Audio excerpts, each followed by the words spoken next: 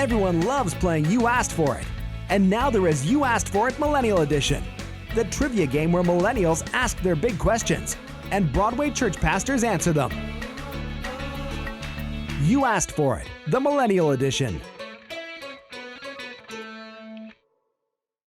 By the way, if you're wondering what all these color things are all about, colorful things, this is kind of an under-the-sea theme. And starting tomorrow is our vacation Bible school. There's over 200 kids, 12 and under, have registered. We have room, 210 I think was the last number I heard. We have room for 7 more kids. Just 7 more. Because why do we only have room for 7 more? Because we want to make sure we have enough leaders to actually give quality care for each the number of kids that we have. So we have room for 7 more kids for this vacation Bible school that starts tomorrow. They'll be here in our main auditorium. So come and be a part of that if you want to be one of those 7 remaining people. I'm not sure I should say that. I don't know how to sign up. Maybe go to the information desk and the first 7 sign up. Let's go with that, okay? Don't tell them I told you that, but just go do that. So let's pray for those kids as they are gathered in this auditorium all this week. Well, have you ever gotten stuck in an incredibly boring conversation? Have you ever been forced to sit there and endure a one-sided, mind-numbing torrent of words and thoughts? Words and thoughts that have absolutely no interest to you whatsoever? For the first 20 years of my life, that was my perception of church.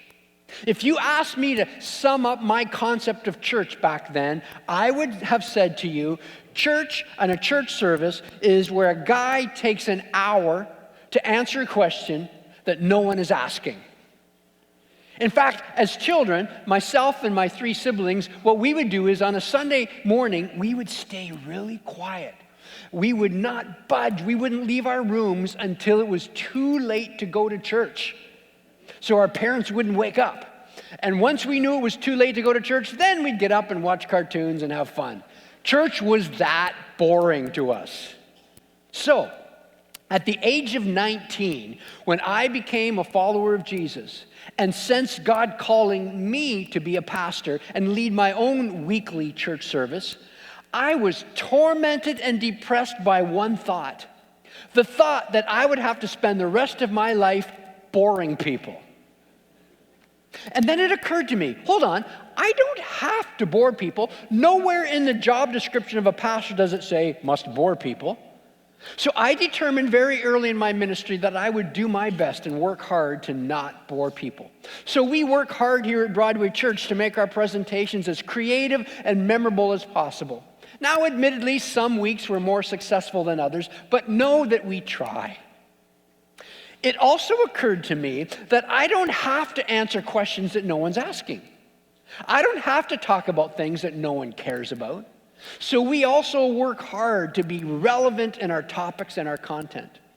In fact, as a response to that, roughly 30 years ago now, I began doing a yearly series that I called the You Asked For It series. And we're doing again this summer. For 30 years now, I've handed over the summer topics to the congregation. For 30 years now, in the month of May, we would put out a questionnaire to the congregation, and they were anonymous questionnaires. You couldn't sign your name. And it worked this way. We'd hand them out and we'd say, all right, you would write down, Pastor Darren, I've always wondered about, and you would write down an anonymous question. You request the topic. Then we collect them, and we get hundreds of them. And we look at them, we go through them, and we choose essentially the top 10 or most requested or most intriguing questions each year. Well, this year, what we've done is, as you've just seen, we've called it the You Asked For It series Millennial Edition. What does that mean? And what's a millennial, and why are we uniquely polling them? A millennial is someone who is born between the year 1980 and 2000.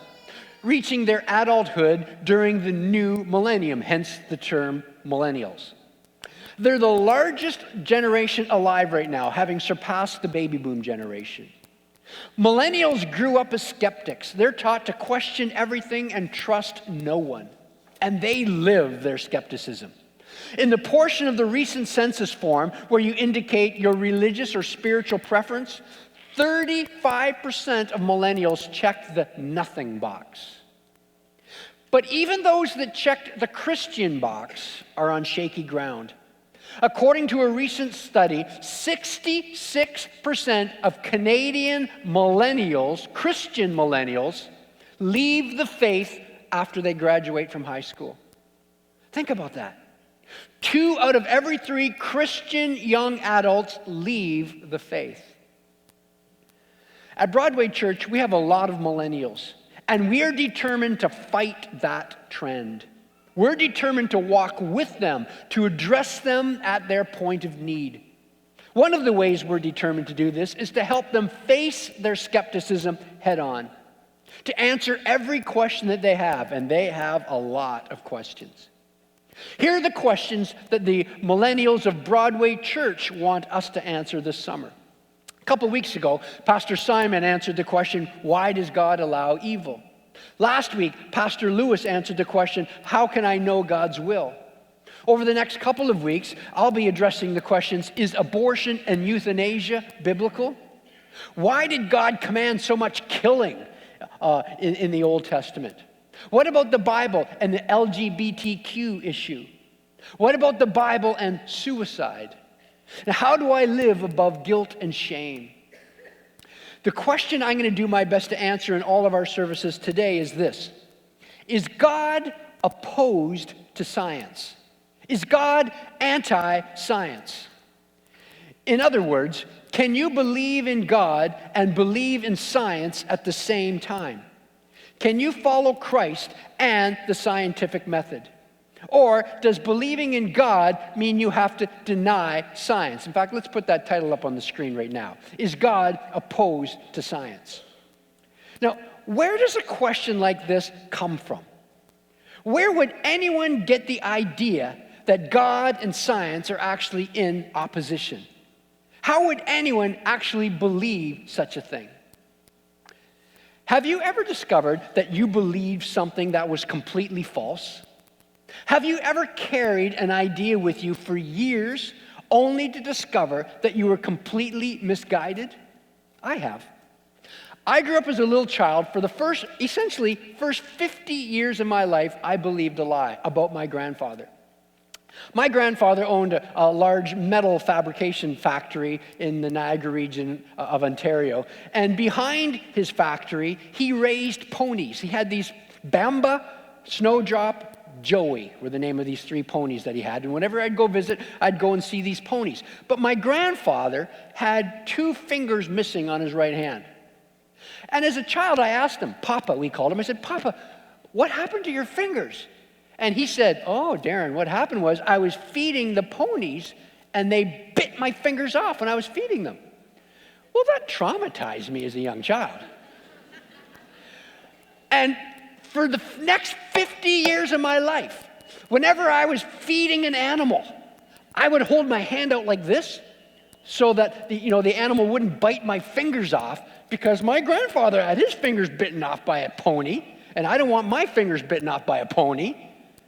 Well, I was having lunch with my cousin a couple years ago, and she lived with my grandfather. And we were chatting away, and I said, well, of course, Papa had his fingers bitten off by those ponies. And she said, what?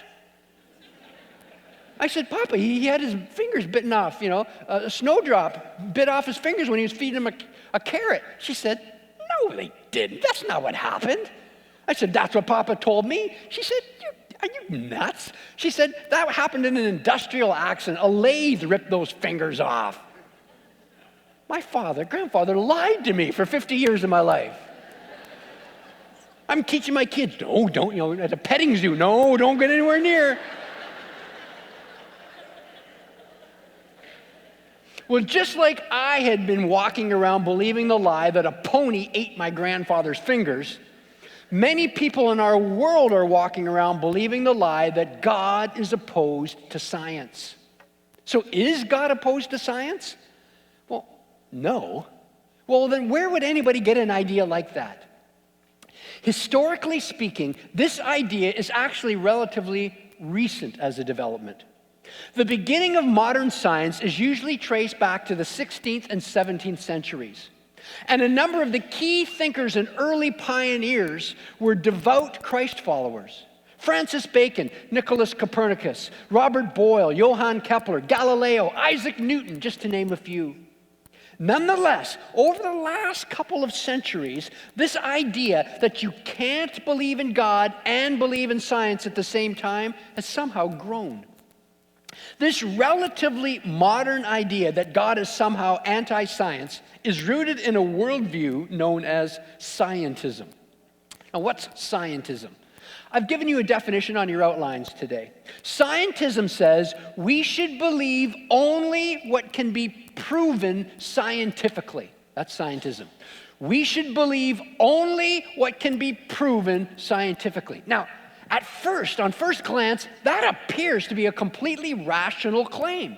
It sounds so reasonable until you actually think about it. Read it again. We should believe only what can be proven scientifically. Do you see the problem with that statement? The problem with that statement is this: that statement itself cannot be proven scientifically. You cannot prove scientifically that you should only believe what you can prove scientifically. So what does that mean? It means you can't put that claim in a test tube. You can't prove it scientifically. You can't put that claim under a microscope. You can't prove it scientifically. You can't apply the scientific method to that claim. You can't prove it scientifically. That means that scientism is actually a self-defeating concept, meaning if the claim is true, it means it's actually false. If it's true that you can't believe, that you should only believe what can be scientifically proven, and if you can't prove that claim scientifically, it's a false statement, it's a false claim. It's circular, it eats itself, it destroys itself. Is God opposed to science? Absolutely not. Can a person believe in God and believe in the scientific method at the same time? Absolutely you can. And I am reminded of this reality every time I sit in a Broadway church board meeting. Sitting around that table with me, amongst others, are two of the finest scientific minds in our country, if indeed not the world. Dr. Stephen Lamb is a follower of Jesus Christ. He sits on the Broadway board, the board of Broadway Church. He sat right there in our first service this morning. Dr. Lamb is a professor of medicine at UBC.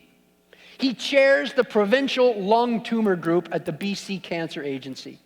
He directs the early lung cancer detection research program. He has a team working under him. In 1999, Dr. Lamb was given the award for Outstanding Canadian Academic Discovery.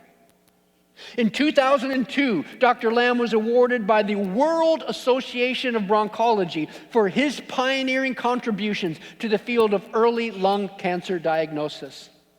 Recently, he was given the Distinguished Achievement Award for his lifetime scientific achievements in lung cancer prevention research. Can a person believe in God and believe in the scientific method at the same time? Ask Dr. Stephen Lamb. Dr. Mano Javadan is a follower of Jesus Christ. He also sits on the Broadway church board. He usually sits over there. I'm sure he's here this morning. Dr. Javadan is a neurologist at Vancouver General Hospital. That means he studies the brain. He's not only a distinguished neurologist, but he's also the director of the neurophysiology lab. He served as the president of the Canadian Society of Clinical Neurophysiology. He also served on the executive board of the Canadian Neurological Society Federation. Can a person believe in God and believe in the scientific method at the same time? Ask Dr. Mano Javadan. Now, I could go on and on.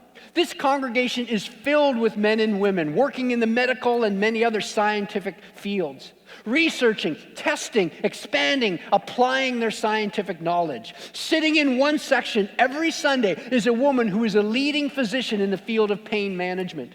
Sitting in another section is a world-renowned physician who literally wrote the textbook in the field of radiology. Do these men and women believe in science? Yes. Do these men and women believe in God? Yes. Do they believe in tithing? Yes. I threw that in there. That's not in my notes. God is not anti-science. To put your faith in God is not to deny science. Two worlds, these two worlds don't clash, nor do they compete. In fact, they work together. Let me show you. What does science study? The word science literally means knowledge. It's from the word scientia, literally just means knowledge. However, the word science has come to represent the study of a certain field of knowledge. Science studies the physical and natural world. That's what science has become known for in our culture. The word science means the study of the physical, the natural world. The word science has come to represent the systematic study of the physical and natural world through observation and through experimentation. The system of observing and experimenting is called the scientific method. Have a hypothesis, and then you do a bunch of experiments to see if you can verify or falsify the hypothesis. Now, science wants to know how things work. Science wants to know why things work the way that they work. You could say science studies creation. That'd be a way of putting it. Science studies creation. And scientists devote the best hours of their days to investigating, testing, and researching our world at both the telescopic and the microscopic levels. Science is exciting. Science is always expanding as men and women continue to uncover new insights about the world around us. Science is a wonderful field of knowledge, but it is only one field of knowledge. There are other fields of knowledge. Science, you don't use a scientific method to discover ethical truths or moral truths or aesthetic truths. Math, logic, those are different areas. Those aren't scientific areas. There are other fields of knowledge, the spiritual realm. For example, theology, as your outline says. We saw that science studies the physical and natural realm, but what does theology study?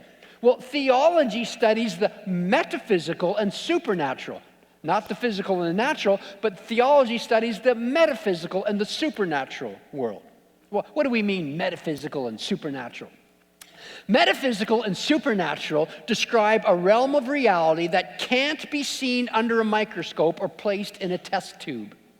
Metaphysical and supernatural refer to the realm of the spirit, the soul, and the mind. Not the brain, the mind. Think in these terms. If science studies creation, theology studies the Creator. These two areas are not in conflict with one another. They're simply focusing upon different things. Science wants to know how creation works. Theology wants to know who the Creator is. Science focuses upon what God made. Theology focuses upon what God thinks. Science focuses upon the footprint.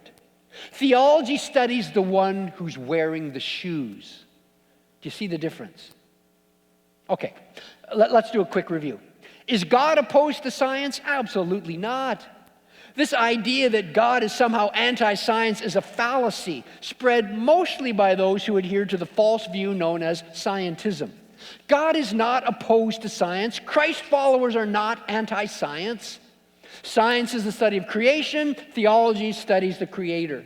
Scientific studies and theological studies don't conflict. In fact, they often overlap. And when they do overlap, they work together. When they do overlap, they actually strengthen each other. You say, well, how? How does theology and science work together? Well, theology makes science possible by providing an ordered world. Theology makes science possible by providing an ordered world. How so? What does that mean? The whole scientific enterprise is based upon certain assumptions which cannot be proved scientifically, but which are provided by the biblical worldview. One of these assumptions is that we live in a world that is rational, that we live in a world that is orderly, a world that is structured, a world that operates according to dependable laws. And you can't prove that scientifically. That had to be just assumed. Scientists had to assume centuries ago that if I studied something today, it would be the same tomorrow. That the speed of light travels the same today as it will tomorrow, and that it's always traveled at the same. That there are certain laws, we call them laws, But we just call them laws because that's how nature, creation operates. But that's an assumption that we make. We can't prove that. We just assume that's true. So we assume that if we studied the world around us, what we study today would still be true days, months, weeks, years, centuries from now. We assume that the world is rational and ordered and logical. Where do we get that assumption? It was originally built upon scriptural worldview. Romans 1:20 says, "For since the creation of the world, God's invisible qualities, like his eternal power, his divine nature, have been clearly seen, being understood from what has been made, so that people are without excuse." In other words, the assumption is made that God created the universe and the world, and that our world operates according to not just mathematical laws, but according to natural law, that our world operates in a rational and an orderly and predictable way. That is based upon a biblical assumption. Again, we need to emphasize that science could not even exist without this assumption, and yet this assumption cannot be proved scientifically. It's just observed. This is a theologically based assumption, grounded in a biblical worldview. And historically, that is exactly how it happened. In the 16th and 17th centuries, Christian theology provided the philosophical foundation upon which modern science was built.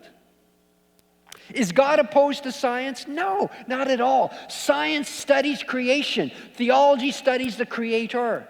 They are two different areas of study that sometimes overlap.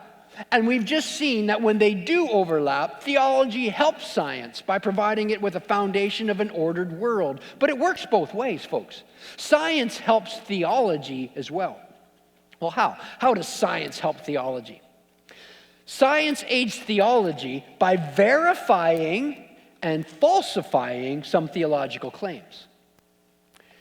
When religions make theological claims about the natural world, the physical world, they are overlapping with the realm of science. Science doesn't address the moral realm. Science doesn't address the ethical realm. Science doesn't address the spiritual realm. Science only addresses the physical and the natural realm. So, when religions make theological claims about the natural realm, they are making claims which scientific investigation can either verify or falsify. Science can show that such a theological claim is true, or science can expose that theological claim as being false. Let me give you some examples. The claims of ancient Greek religions that the sky rested upon the shoulders of Atlas, or the claim of Indian religions that the earth rests on the back of a great turtle, are both easily falsified by science. One of the most notorious examples was the medieval church's condemnation of Galileo. The church misinterpreted a biblical passage in Psalm 93. Psalm 93:1 says this: "The Lord has established the world, it shall never be moved." Now that's clearly a poetic statement in the Psalms, which are poetic genre. The Lord has established the world, it shall never be moved. Medieval theologians falsely interpreted that verse to claim that the earth remained still while the sun moved around the earth. Galileo, who was a devout Christian, showed through scientific experiments that, in fact, it was the other way around. The earth moves around the sun. Now, it took way too long, I'm talking centuries, but the church finally came to admit its mistake. On the other hand, science can also verify religious claims. For example, one of the foundational doctrines of the Christian faith, Judeo-Christian faith, is that God created the universe out of nothing a finite time ago. The Bible begins with the words, the very first words in the Bible, Genesis 1:1. "In the beginning, God created the heavens and the earth." The Bible teaches that the universe had a beginning. Now, you need to understand this. This teaching that the universe had a beginning was rejected by both ancient Greek philosophy and by modern atheism. Both the ancient Greeks and the modern atheists claimed that the universe was eternal, that it had always existed. Then, in 1929, with the scientific discovery of the expansion of the universe that we now call it as the Big Bang, science verified this theological prediction. Science verified that the universe, in fact, had a beginning. Robert Jastrow, head of NASA's Goddard Institute for Space Studies, described it this way. I quote him. He said, "The scientist has scaled the mountains of ignorance. He is about to conquer the highest peak. And as he pulls himself over the final rock, he's greeted by a band of theologians who've been sitting there for centuries. What took you so long?" How does science help theology? Science aids theology by verifying and falsifying some theological truths. Now, in my mind, I see a primitive scientific verification in the Gospel of John. In John chapter 20, it's recorded that Jesus made appearances to the apostles after he was resurrected from the dead. However, one of the apostles, a man named Thomas, wasn't around when Jesus appeared to the others. Thomas heard the claims, but he doubted them. And that's where we get the phrase, doubting Thomas. When Thomas heard their report, he said this to them. He said, "Oh, listen," this is from John chapter 20, starting at halfway through verse 25. Thomas says, "Unless I see the nail marks in his hands," because he was nailed to a cross, "unless I see the nail marks in his hands and put my fingers where the nails were and put my hand into his side," because a spear was thrust into Jesus' side to make sure he was dead, "unless I put my hand into his side, I will not believe." In other words, Thomas is saying, listen, I need to verify this experience. I need to verify this experimentally. Well, listen to what happened next, according to John's report in John chapter 20. A week later, his disciples, Jesus' disciples, were in the house again, and Thomas this time was with them. Though the doors were locked, Jesus came and stood among them. In other words, John's trying to communicate like Jesus just appeared suddenly. The doors were locked. He didn't come in through the doors. He appeared among them and said, "Peace be with you." Then he said to Thomas, "You moron." No, he didn't say that. He didn't say that. He said, "Thomas, put your finger here. See my hands? Reach out your hand, put it into my side. Stop doubting and believe." Thomas said to him, "My Lord and my God." Here, in my thinking, is an example where a primitive scientific experiment, placing his finger in the nail marks in Jesus' hands and side, verified a theological claim, the claim that Jesus was bodily raised from the dead. So then, theology aids science, and science aids theology. Well, let's begin to sum up today's teaching. As part of our You Asked For It Millennial Edition series this summer, we're answering the question, is God opposed to science? We began by showing where such a question comes from. It's rooted in the false view known as scientism. The false view that the realm of science is the only way to access truth. It is a way to access truth, but it's not the only way. We contrasted the realm of science with the realm of theology, another way to access truth. And then we showed how these two realms complement each other. When the two realms overlap, they actually work together by strengthening one another. Which brings us to the big idea of the day. If you're new to Broadway, every Sunday we do our best to summarize the day's teaching in one simple sentence, one big idea. Here's today's big idea. When truth is your target, facts are your friends, no matter where you find them. When truth is your target, when you really want to know the truth, facts are your friends. You will acknowledge the facts, no matter where you find them. If you really want to know the truth, you will acknowledge the facts. Are you a man or woman of science? Do you value the scientific method as a way of accessing truth in your world? Excellent. Keep at it. Go for it. Stay the course. Keep pursuing truth about the physical and natural world around you. But don't forget that there are truths that cannot be accessed by the scientific method. Don't forget that there are truths that cannot be found in a test tube. We can't tell through the scientific method whether the Nazi scientists were immoral to do the experiments they made on Jewish individuals. We can't make that decision scientifically. That is a realm of morals and ethics that is outside of the scientific realm. There are other realms of truth than just the scientific realm. Don't forget that when truth is your target, facts are your friends, no matter where you find them. Are you a follower of Jesus? Do you find yourself resenting, maybe even some folks, fearing the realm of science? Why? That's foolishness. That's not a biblical response.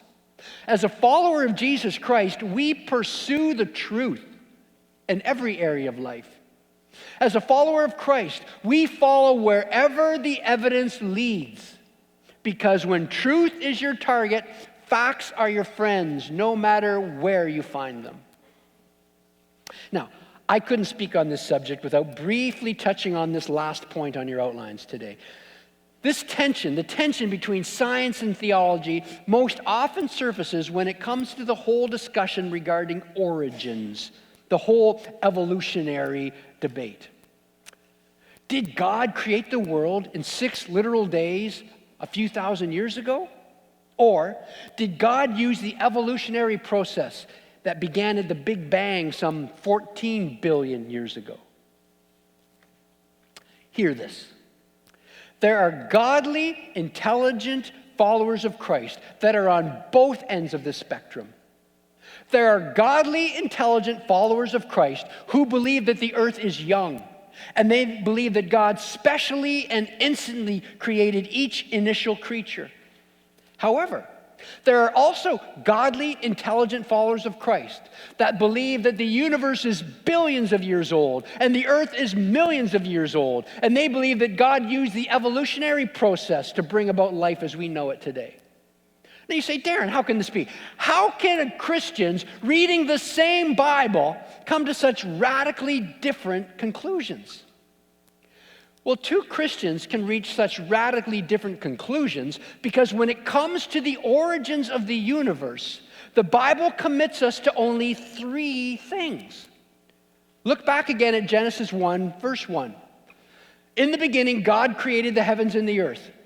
In that verse, God commits us to when? In the beginning. In that verse, God commits us to who? God. In that verse, God commits us to what? Created the heavens and the earth. But the Bible does not commit us to how. The Bible commits us to who? The Bible commits us to when? In the beginning. The Bible commits us to who? God. The Bible commits us to what? Created the heavens and the earth. But the Bible nowhere commits us to how. We are free to follow where the evidence leads. Some think it was an instantaneous special creation. Some think that, no, God used the evolutionary process. And there are people in between that God intervened and interjected in the process. There's all sorts of variances and variations in between. We are free to follow where the evidence leads. There's an ongoing debate. It's been raging for centuries, and it will continue to rage until more scientific evidence is acquired. But here's the thing, as followers of Jesus, we're not committed to any of the hows. We're committed to when, who, and what. But the how, let's follow where the evidence leads. Because when truth is your target, facts are your friends, no matter where you find them.